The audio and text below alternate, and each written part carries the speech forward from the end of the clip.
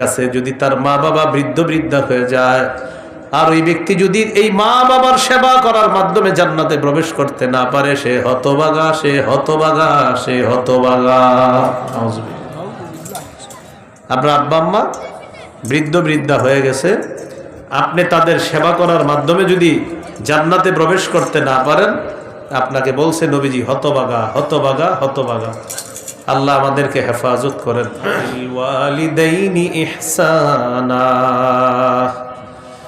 পিতা মাতার প্রতি সদাচরণ করবা, মা বাবার সাথে নাফরমানি করবা না। সহিহ মুসলিমের বর্ণনা 2549 নম্বর হাদিস, 2549। জাআ রাজুলুন ইলা নবিয়্যিল্লাহি সাল্লাল্লাহু আলাইহি ওয়াসাল্লাম, এক ব্যক্তি আল্লাহ রাসূল সাল্লাল্লাহু আলাইহি সাল্লামের কাছে আসলেন। আসার পর নবীজিকে বললেন, উবাইউকা আলাল হিজরাতি ওয়াল জিহাদ।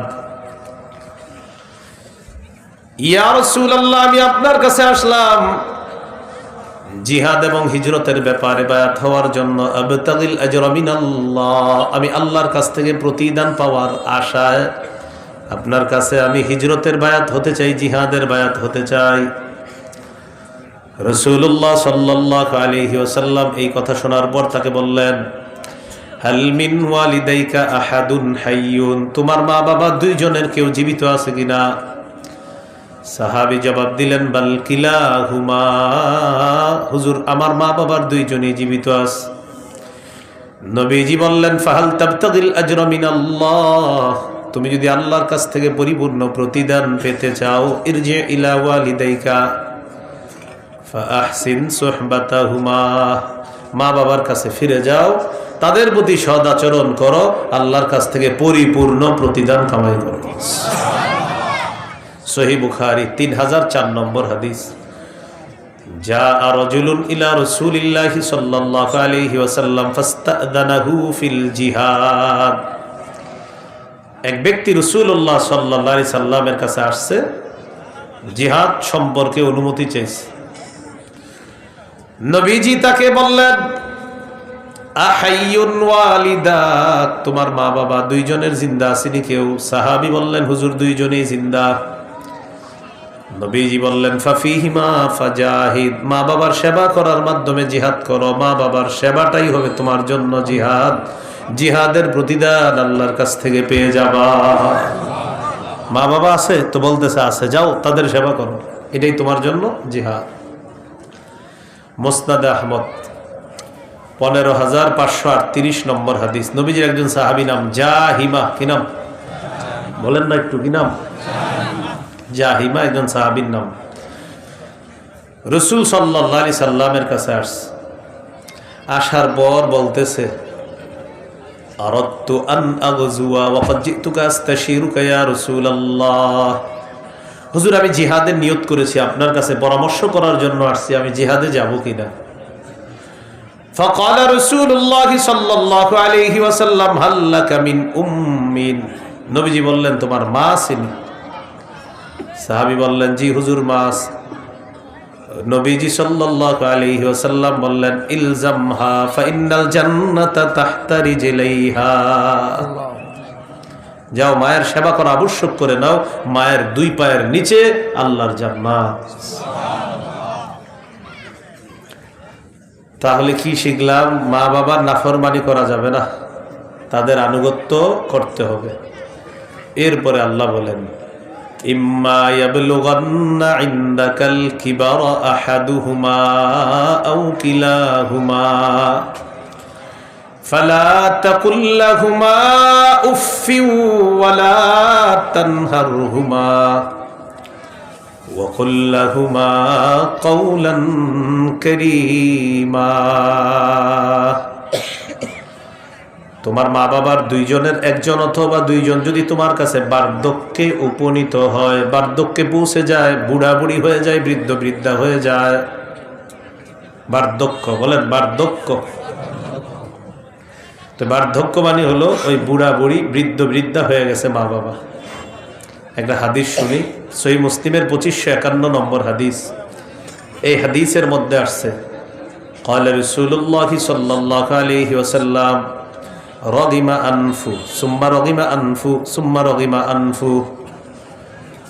নবীজি বলেন ওই ব্যক্তি হতবাগা, ওই ব্যক্তি হতবাগা, ওই ব্যক্তি হতবাগা, ওই ব্যক্তির নাক ধুলোয় দূষরিত হোক, ওই ব্যক্তির নাক ধুলায় দূষরিত হোক, ওই ব্যক্তির নাক ধুলায় দূষরিত হোক। সাহাবীগণ বললেন, ইয়া রাসূলুল্লাহ, কার নাক ধুলোয় দূষরিত হোক, কার জন্য আপনি এই কথাটা বললেন? কে হতবাগা হুজুর, কে হতবাগা জানতে চাই। নবীজি বললেন, মান আদরাকা ইনদাহু আবাওয়াইহিল কিবারা ফালাম ইয়াদখুলিল জান্নাহ। কোন ব্যক্তির কাছে যদি তার মা বাবা বৃদ্ধ বৃদ্ধা হয়ে যায়, আর ওই ব্যক্তি যদি এই মা বাবার সেবা করার মাধ্যমে জান্নাতে প্রবেশ করতে না পারে, সে হতবাগা, সে হতবাগা, সে হতবাগা। আপনার আব্বা আম্মা বৃদ্ধ বৃদ্ধা হয়ে গেছে, আপনি তাদের সেবা করার মাধ্যমে যদি জান্নাতে প্রবেশ করতে না পারেন, আপনাকে বলছে নবীজি হতবাগা, হতবাগা, হতবাগা। আল্লাহ আমাদেরকে হেফাজত করেন। তাহলে আমরা এগুলা মা বাবা বৃদ্ধ বৃদ্ধা হলো কিনা আমরা খেয়াল রাখবো। হ্যাঁ, তো এবার আসেন, মা বাবা বৃদ্ধ বৃদ্ধা যদি হয়ে যায়, তাহলে আপনার মা বাবার সেবা করতে হবে, থাকতে রেখে দেন। তো আল্লাহ বলেন, তারা যদি তোমার কাছে বার্ধক্যে বসে কি করবা? এক, ফালা তাকুল্লাহুমা উফফি ওয়ালা তানহারহুমা ওয়া কুল্লাহুমা কাওলান কারীমা واخفض لهما جناح الذل من الرحمة وقل رب ارحمهما كما ربياني صغيرا।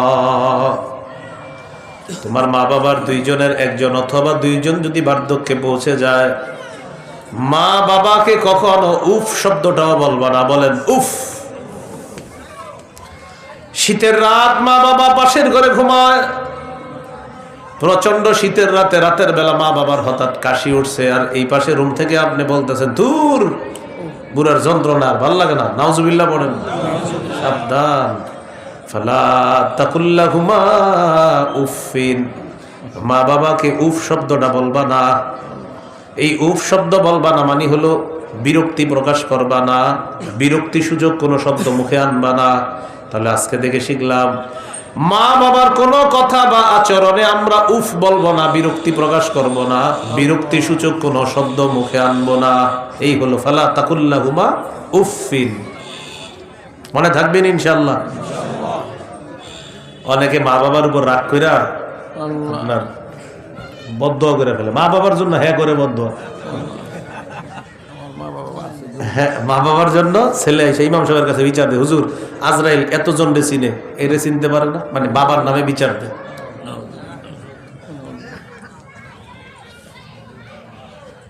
সহিহ মুসলিমের হাদিস, 1978 নম্বর হাদিস, মাদ্রাসা পাঠ্যপুস্তক অনুসারে, আপনাদের পকেটের উস্তাদ অনুযায়ী 5018 নম্বর হাদিস। এই হাদিসের মধ্যে আছে, قال رسول الله صلى الله عليه وسلم لعن الله من لعن والديه। যে ব্যক্তি তার মা বাবাকে অভিশাপ দেয়, আল্লাহ তাকে অভিশাপ দেয়। নাউজুবিল্লাহ। এক অংশ আমি, বাকি অংশ আপনারা। মা বাবাকে যে অভিশাপ দেয় তাকে, মা বাবাকে যে অভিশাপ দেয় তাকে আল্লাহ অভিশাপ দেয়। ওয়ালা'নাল্লাহ মান যাবাহা লিগাইরিল্লাহ, কেউ যদি আল্লাহ ছাড়া অন্যের নামে পশু জবাই করে তাকেও আল্লাহ অভিশাপ দেয়। ওয়ালা'নাল্লাহ মান আওয়া মুহদিসা, কেউ যদি কোনো বেদাতিকে আশ্রয় প্রশ্রয় দেয় তাকেও আল্লাহ অভিশাপ দেয়। চেয়ারের মধ্যে না কোনো বেদাতিকে বসায়া দিলেন, আর বেদাতি তার বেদাত সাপ্লাই দিতেছে, বেদাত সামনে বৈশা লক্ষ লক্ষ মানুষ বললেন ঠিক ঠিক, কিন্তু সাপ্লাই দিতেছে বেদাত। কি সাপ্লাই দিতেছে? এই যে বেদাতিকে আশ্রয় করে দিলেন, যারা সুযোগ করে দিলেন বেদাত সাপ্লাই দেওয়ার জন্য, আর মানুষকে নাচানোর জন্য যারা সাপ্লাই করার সুযোগ করলেন, নবীজি বলেন এই বেদাতিকে আশ্রয় দেয় যে তার উপরও আল্লাহর অভিশাপ। বেদাতিকে যে আশ্রয় দেয় তার উপর কার অভিশাপ? মা বাবাকে যে অভিশাপ দেয় তার উপর কার অভিশাপ? আল্লাহ ছাড়া অন্যের নামে যে পশু জবাই করে তার উপর কার অভিশাপ? ওয়ালা'নাল্লাহ মান গায়্যারা মানারাল আরদ, যে ব্যক্তি জমিনের নিশানা পরিবর্তন করে তার উপর আল্লাহর অভিশাপ। কিসের নিশানা? এই ছিল খাম্বা, আগে এতটুকুর মালিক আপনি, হঠাৎ খাম্বা এখানে গেছে। ঘটনা কি ভাই? আপনার মালিকানা কতটুক? আমার একটু, তো বাকিটা কয়টা পাওয়ার, কিটা বলে দিয়েন। আল্লাহরও পাওয়ার আছে, কিন্তু অভিশাপ শুরু হয়ে যাবে। কয় কতদিন? কয় যতদিন আসি পাওয়ারে, আবার কয় পাওয়ার শেষ, আবার এখানে চলে আসবে। এরকম করেন না। সহিহ বুখারীর 2453 নম্বর হাদিসে আছে, মান যালামা কিদা শিবরিম মিনাল আরদি তুযিকাহু ইয়াউমাল কিয়ামাতি মিন সাবঈ আরদিনা, কেউ যদি এক বিগত পরিমাণ সম্পদ কারো আত্মসাৎ করে, কিয়ামতের মাঠে তার গলায় 7 তবক জমিন ঝুলিয়ে দেওয়া হবে। তো যাই হোক, আসেন মূল আলোচনা আসে। মা বাবাকে যে অভিশাপ দেয় তাকে, আবার মা বাবাকে যে অভিশাপ দেয় তাকে অভিশাপ দেয়। ফালা তাকুল লাহুমা উফিন, মা বাবাকে কখনো উফ শব্দটা বলবা না, বিরক্তি প্রকাশ করবা না, বিরক্তি সূচক কোনো শব্দ মুখে আনবা না। যুবক ভাই মনে মনে রাখেন, কিন্তু মোটরসাইকেল কিনা না দিতে চাইলে রাগ করেন না, হুমকি দেয়, লাভ দিয়ে কিন্তু মরে যাবো, এরকম কত কিছু বলে। মোবাইল না আর একটা, এগুলা না দিলে হুমকি দেয়, বাপের মেরে লেবো, ধরে লেবো, কি করে না করে আল্লাহ হেফাজত করেন, এগুলা করেন না। তাহলে ফালা তাকুল্লাহুমা উফিন, মনে রাখবো, উফ বলবো না, বিরক্তি সূচক শব্দ বলবো না, বিরক্তি প্রকাশ করবো না। 2 নাম্বার, ওয়ালা তানহারহুমা, মা বাবাকে ধমক দিও না। তাদের দোয়া যেমন কবুল হয়ে যায়, তাদের বদদোয়াও কিন্তু কবুল হয়ে যায়। দোয়াও কবুল হয়, বদদোয়াও কবুল হয়। আবু দাউদের হাদিস 1536 নম্বর হাদিস, قال رسول الله صلى الله عليه وسلم ثلاث دعوات مستجابات لا شك فيهن, 3 ব্যক্তির দোয়া কবুল হওয়ার ব্যাপারে কোনো সন্দেহ নাই। বলেন, কয় ব্যক্তির দোয়া কবুল হওয়ার ব্যাপারে সন্দেহ নাই? 1 নাম্বার দাওয়াতুল ওয়ালিদ, মা বাবার দোয়া। এর দ্বারা উদ্দেশ্য হলো মা বাবার দোয়া যেমন কবুল হয়ে যায়, তাদের বদদোয়াও কিন্তু কবুল হয়ে যায়। 2 নাম্বার দাওয়াতুল মুসাফির, মুসাফিরের দোয়া। 3 নাম্বার দাওয়াতুল মাজলুম, মাজলুমের দোয়া কবুল হয়ে যায়। তাহলে মা বাবার দোয়া, মুসাফিরের দোয়া, মাজলুমের দোয়া। আল্লাহ আমাদেরকে বদদোয়া থেকে হেফাজত করেন। তাহলে উফ বলবা না, ধমক দিবা না।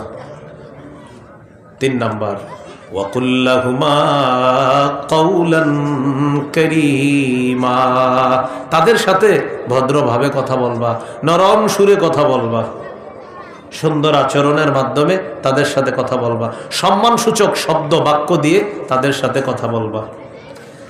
অনেকদিন পরে দেশে আসছেন ঢাকা থেকে, আপনার বৃদ্ধ বাবা, বৃদ্ধা মা, তাদের মন চায় কি জানেন? ছেলের অনেকদিন পরে পাইছি, একটু কথা বলি তার সাথে বইসা, পানের বাটাটা নিয়ে বইসা আপনার সাথে অনেকক্ষণ কথা বলবে। মানে যেই কথাগুলো আপনি জানেন, এরপরে এগুলো বলবে আপনাদের যে বাবা পুকুরটাই করা দরকার, জমিনটাই করা, মানে আপনি জানেন কিন্তু এইগুলো সব, এরপরেও বলবে। তা আপনি কিন্তু চেহারায় কোনো বিরক্তি প্রকাশ আনবেন না, আপনি বলবেন জি আব্বা, জি আম্মা, মানে বুঝাইবেন আপনি খুব গুরুত্ব দিতেছেন তাদেরকে, আসলে দোয়া কামাই করতেছেন, দোয়া কামাই করতেছেন। কেন? ওই যে আপনার আব্বা অনেকদিন পরে পাইছে, তো অনেকদিন পরে আপনার আম্মা পাইছে, একটু কথা বলতেছে, ভালো লাগে আর কি। আরে ছেলেটারে পাই না, তখন আপনারা সামনে বসে দেখবেন পান খাবে আর আপনার সাথে কথা বলবে। তো এরকম মা বাবা কথা বলতে চাইলে একটু বৈশা বৈশা সুযোগ দিবেন। যখন থাকবে না তখন নীরবে কান্না করা ছাড়া উপায় থাকবে না, দেবেন, খুব মিস করবেন যে কেন একটু কথা বললাম না।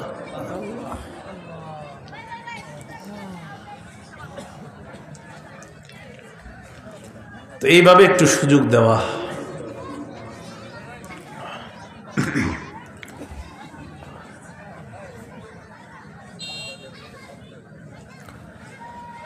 তো 3 নাম্বার, সম্মানসূচক শব্দ বলবা তাদের সাথে। 4 নাম্বার, ওয়াখফিদ লাহুমা জানাহাদ-যুল্লি মিনার রাহমাহ, তাদের সামনে নম্র আচরণের মাধ্যমে বিনয় প্রকাশ করবা। 5 নাম্বার, ওয়াকুর রব্বিরহামহুমা কামা রাব্বায়ানি সগীরা, যতবার দোয়া করবেন প্রত্যেকটা দোয়াতে এটা করবেনই আপনি, রব্বির হামহুমা কামা রব্বায়ানি সগীরা।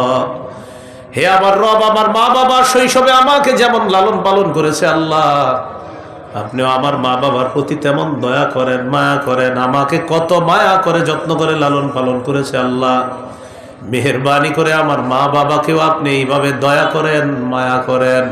এইভাবে দোয়া করা।